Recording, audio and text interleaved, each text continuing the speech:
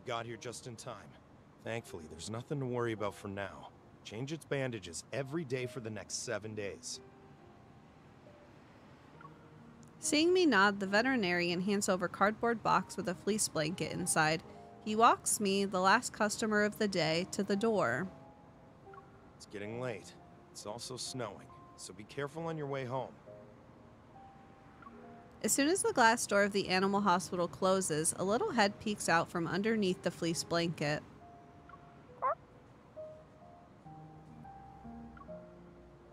An hour ago, I'd finished listening to a briefing for tomorrow's mission in another city. Just as I was about to head home, I noticed a silhouette darker than the night in front of my motorcycle. I got a closer look only to see the silhouette belong to a frostbitten dove. Picking up the dove, I rushed over to an animal hospital. And then I found myself in a troublesome situation. I'm going out of town tomorrow for a wanderer disaster relief mission. How can I take care of you and change your bandages? The dove shakes its head and the snow falls off its wings. It looks at me without making a sound. I mean, I definitely just heard a sound. As we stare at each other, an image of a certain bird and his owner appears in my mind.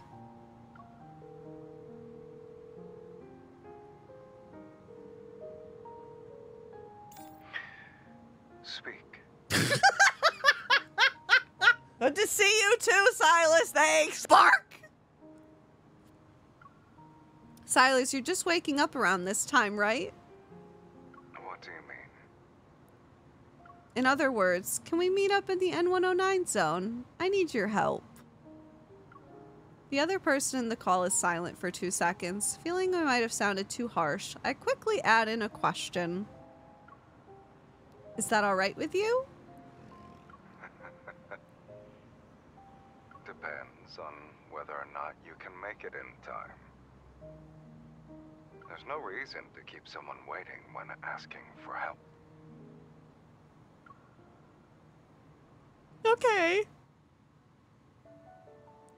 Winter snow carries rain droplets that fly in the wind. I drive as fast as I can until I knock on Silas's door.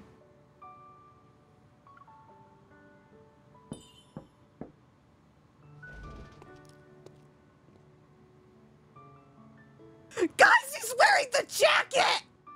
Hello. I'm not late, am I? A wave of warmth washes over me. It instantly fogs up my helmet's visor.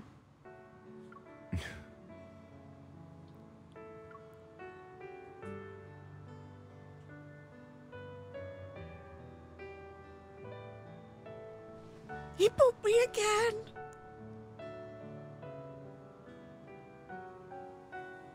He swipes his thumb across the visor, allowing me to see his gaze that's looking down on me. It falls onto the cardboard box in my hand. This is what you needed help with? Yeah, so while I was on the road... Hey, wait! Right before I'm about to prevent the door from closing, it stops a few centimeters before my hand. Since when did you start saying goodbye to someone who just said hello to you?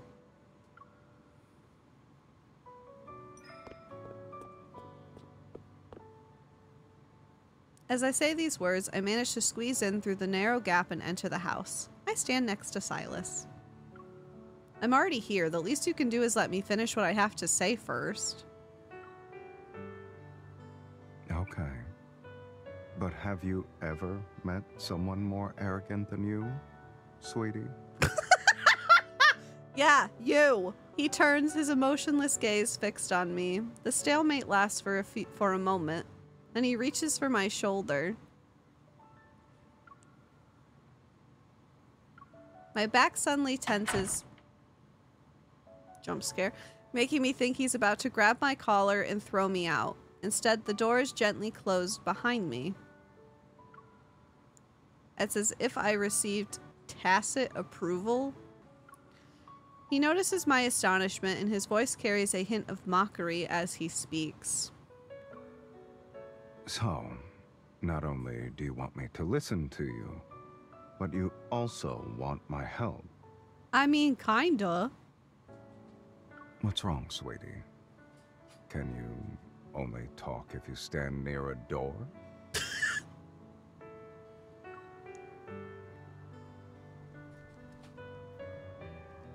The living room isn't that much brighter than the night outside. The only source of light comes from a cracking electric fireplace on the wall.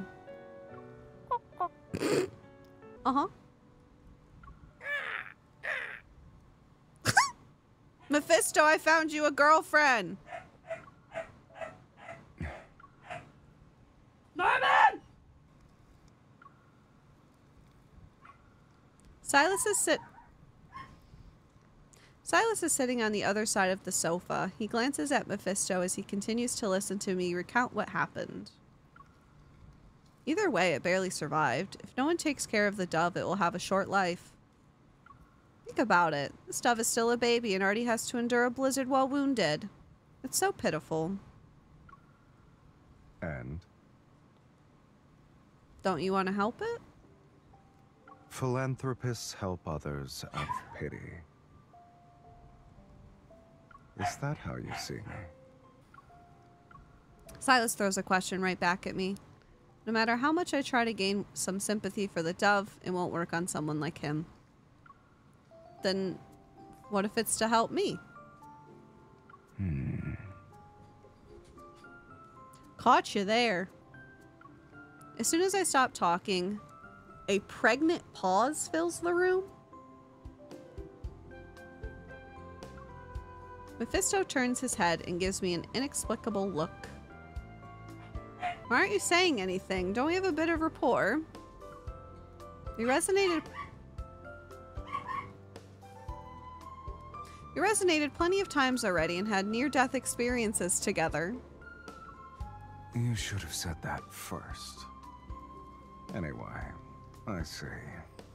You're here to dump a dove on me. Yeah. Couldn't you have worded it more nicely?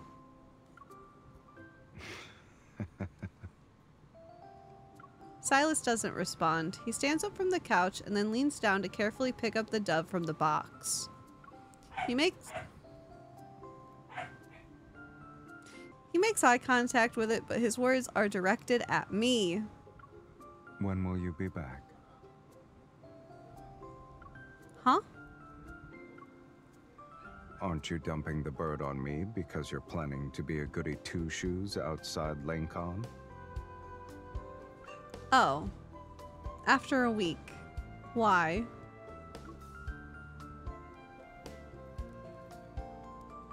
Silas ignores the confusion in my words, turning his head to glance at the clock on the wall. I'll be waiting for you here, Sunday at 11 p.m. Okay. Does this mean you're gonna help me? I thought we had a bit of rapport. Why else would I agree to care for a dove I just met? I love him. But our rapport is only worth 7 days.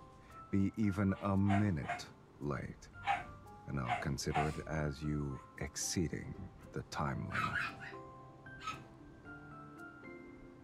I really wish my dogs would shut the fuck up.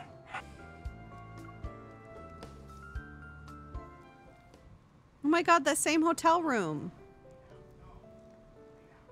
Having found a caretaker for the little white dove, I go on a trip to a foreign country the next day. During my 6 days away from Lincoln, Silas only sent me a few photos taken at weird angles, and it was only if I reached out to him first. Otherwise, he was surprisingly quiet. This lack of disturbances is rare, and it actually piques my curiosity.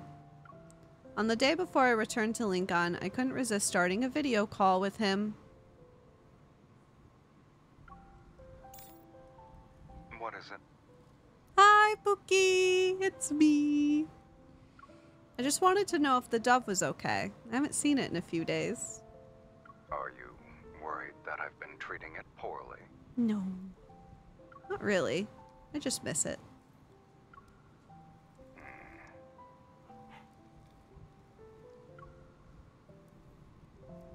It seems to be fine. It's already spending time with Mephisto. Mephisto and the dove are lovers. Confirmed. That means you've taken good care of it. What about you? How have you been these past few days? Why do you ask? I thought you were worried about the dove. Yet here you are, worrying about me. It's because I'm concerned about Lincoln's safety. After all, you've been awfully quiet for a while. Who knows what evil plot you're scheming? Well, if that's the case, how I have been is none of your concern. I haven't seen enough yet. But I've seen more than enough. Okay. What? Don't worry about it. You'll be back tomorrow anyway. See for yourself. Ciao. No, don't hang up. I love you. Damn it. Real. Damn it! As per our agreement, I head to Sylus's house once I get off the plane. I even arrived sooner than I anticipated. Just as I'm about to knock, the door opens as soon as my hand gets near the doorknob. What's going on? The door now open seems to welcome me inside. When I wonder if I should invite myself in, a voice suddenly resounds behind me. Long time no see.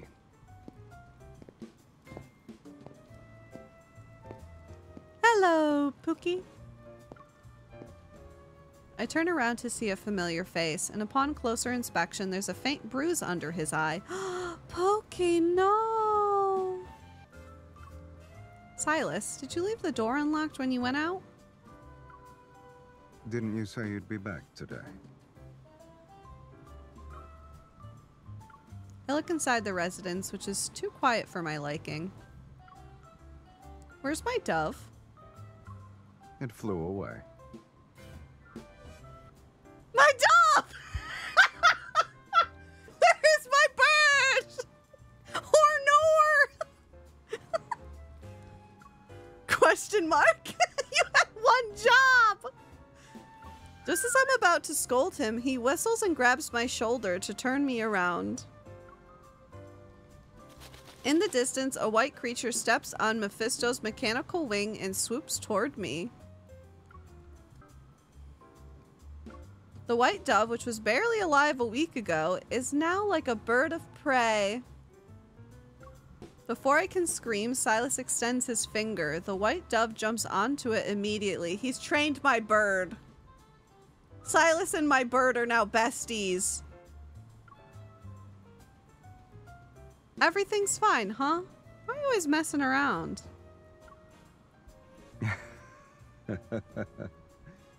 Deceiving you is just too easy. The little white dove perches on Sylus's fingertip. It holds its head high and puffs out its chest before keenly scanning its surroundings. Could it be that spending too much time with you can turn a dove into a crow?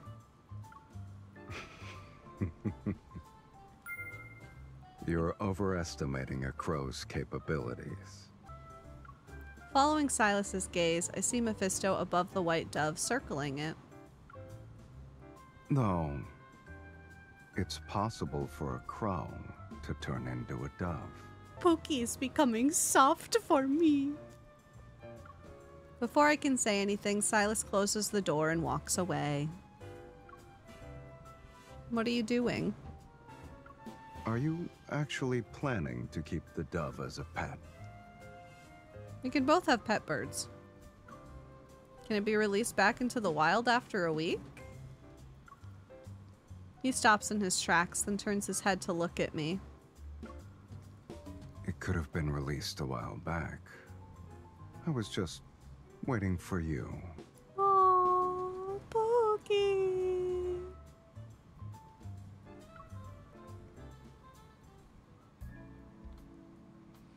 Today is a wintry night. It reminds me of when I first found the white dove. Snowflakes fall onto my coat. I brush them away and get off the back seat of Silas's motorcycle. Nestled in my hand, the little white dove is energetic. It looks at the river view of Lincoln's downtown area in front of us. Silas, why do we have to travel so far to release it? Oh, I know. You're worried the dove won't be able to find its way home, huh? You can actually be considerate sometimes.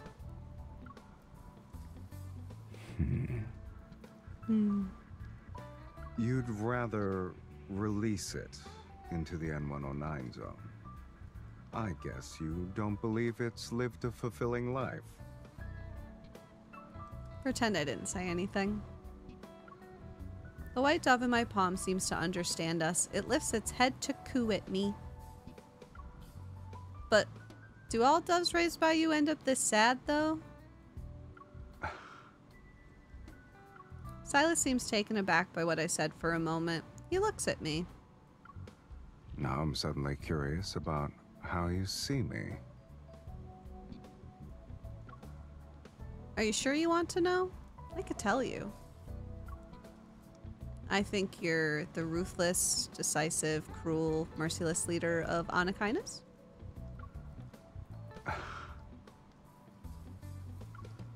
You said you were curious. Then why would you let such a person help you care for a dove? Because you're soft and adorable and lovely and my Pookie. I don't know. Maybe I like to live on the edge. I didn't expect him to take it seriously. Then again, I've never really sat down to think about why him in particular.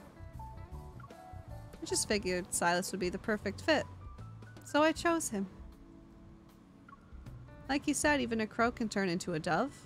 Kind of thought it'd work out in the end. What are you trying to say? That I'm in love with you. Mephisto doesn't understand riddles. It's nothing. And I wasn't talking about Mephisto. This time it's Silas who's quiet. He appears to be shocked by what I said.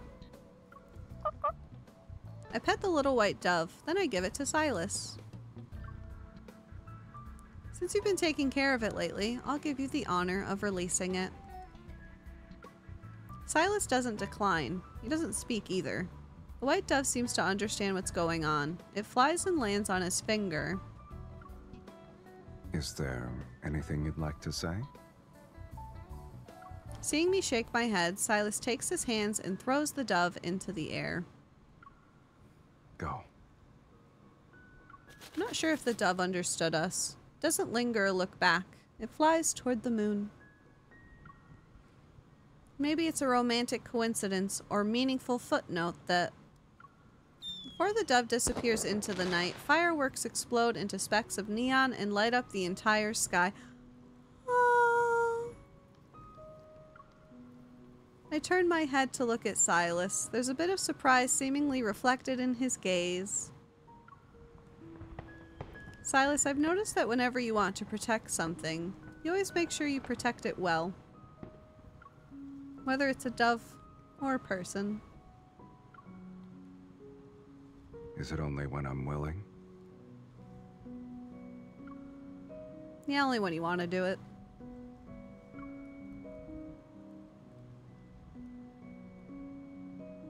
The fireworks' various colors reflect on the river's surface and land on Silas's hair. After a moment of silence, he speaks. You think too highly of me. I've said it before and I'll say it again. I'm not a philanthropist. A man's heart goes to where his treasure is.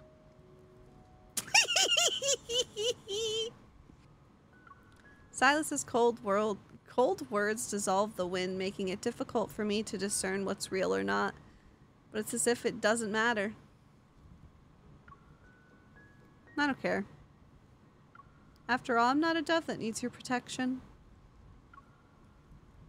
Really? No.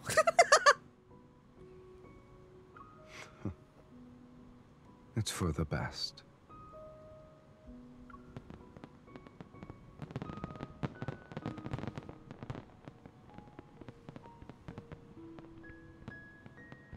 What? There's snow in your hair. Help me. Okay. In this cold weather, even a crow could turn into a dove. A crow? Try not to be the pot calling the kettle black, sweetie.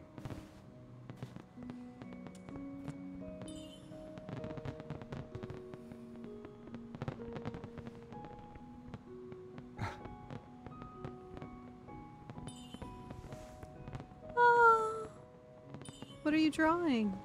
You. Looks just like me. I told you I'm not a dove. Now you're drawing me as a cat. Tease. Not only do you refuse to admit you're a crow, but you also draw another person as a cat. Do you know what you look like right now? What a smug expression. That's so cute! Screw you! Oh, am I gonna throw a snowball at him? You still have snow in your hair. Should I deal with it? What, you want to deepen our relationship? Yes. Yes, I do.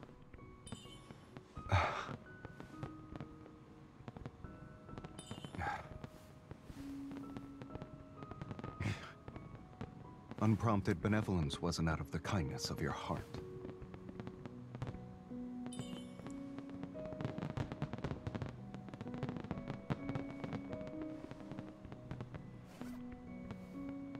Not cold? No. I?